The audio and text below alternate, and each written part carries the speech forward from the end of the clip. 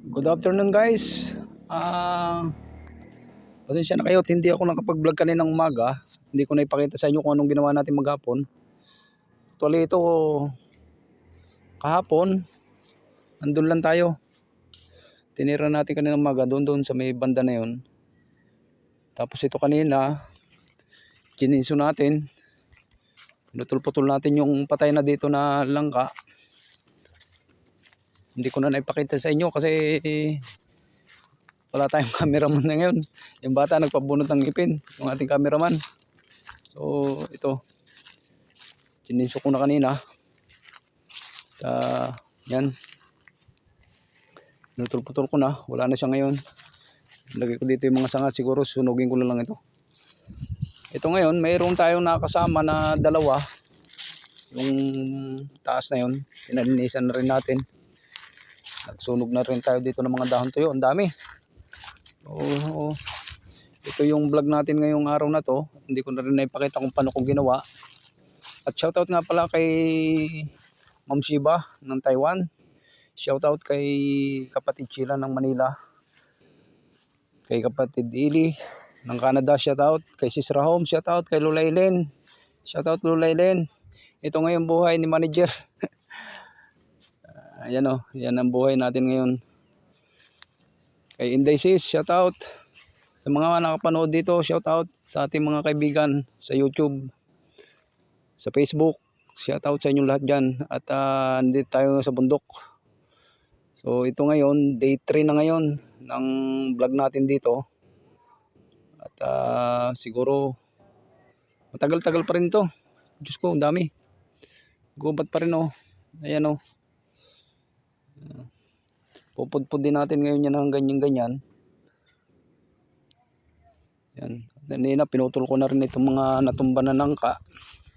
Kasi sayang eh. Ito dati, ang daming bunga nito sa ito lang. Ayan oh. Kininso na natin kanina. Mga abukado. Wala. Hindi natin pipigilan ng kalikasan. Yan ang natira ng mga nakarang bagyo.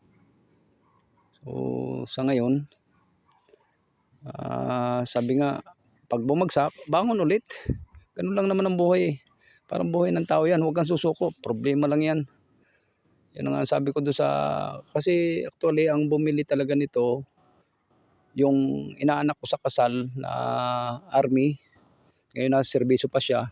Pero yung tatay niya dito, si Paring Mario, siya ngayon ang dating... Siya ang mga nagtanim nito. Nung nabili nila ito, tinanim nito ng mga halaman, ng mga prutas, kung ano-ano. Sa ngayon, hindi na rin medyo may edad na rin. Sabi nga, lahat naman ng tao punta sa pagtanda. Parang hindi na rin niya kaya. So, sabi ko sa kanya, at yung taon.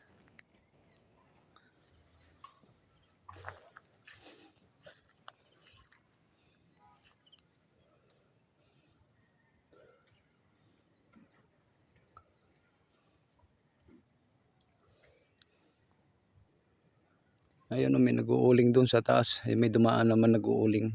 Nakita nyo ba? Nasaan ba yun?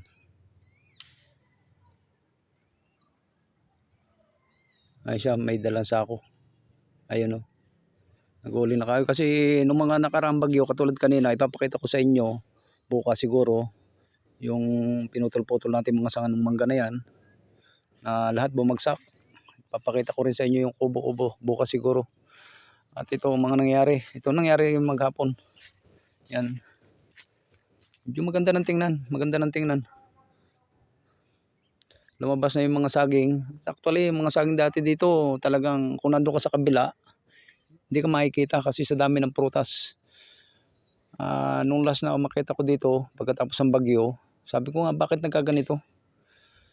Kasi nung pandemya, ito yung pinitas ko ng mga papaya na pinimigay ko sa buong baryo.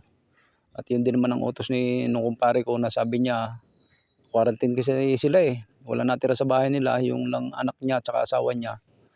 Walang makalabas. Ako naman, sabi ko nga, awa ng Diyos. Kung tatamaan ako ng sakit, okay lang. So ang ginawa ko, pinitas ko yung mga papaya, pinamigay ko sa buong baryo.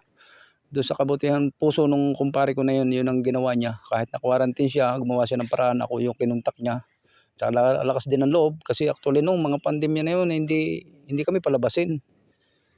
O gumawa ako ng paraan. Halip makatulong tayo sa kapwa. Yan.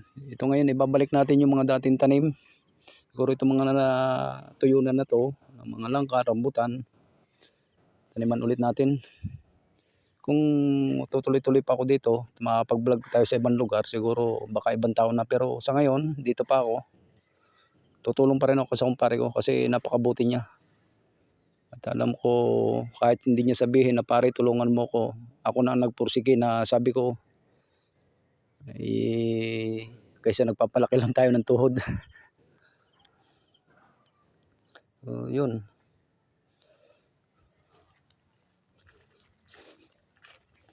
Wala yan oh.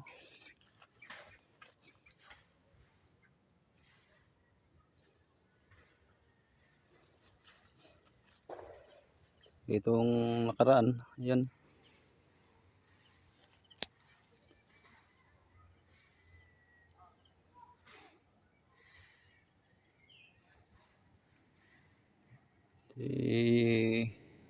Sa hirap nga ng buhay kung hindi tayo magtatanim. Kung lahat, sabi nga, lahat bibilihin, wala.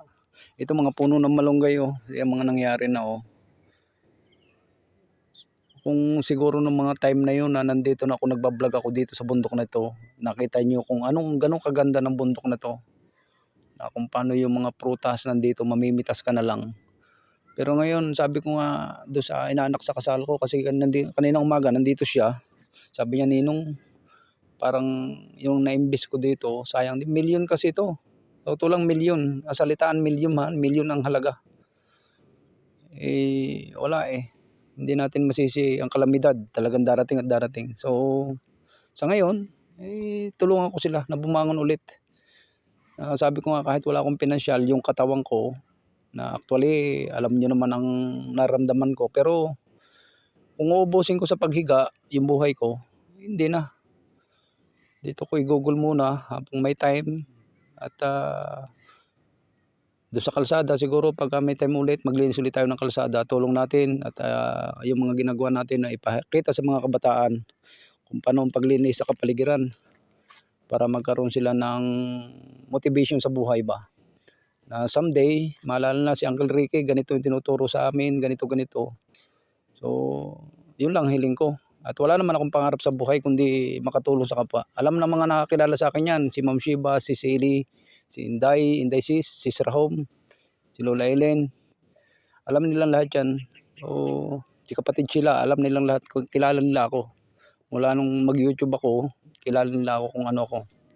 Sa mga panood nito, salamat sa inyong lahat. Sana patuloy nyo kong suportahan. At sa mga iba pang hindi nakasubscribe sa ating channel, subscribe tayo. At alam ko, yung mga, sabi nga, yung kikitain nito, mga vlog ulit natin, yung mga ibang tao na talagang kilala ako, hindi alam nila kung saan na mapunta.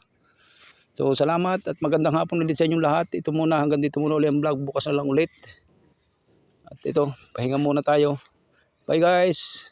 God bless you all. God bless you guys. Ingat tayo lagi. Ingat. Love you all.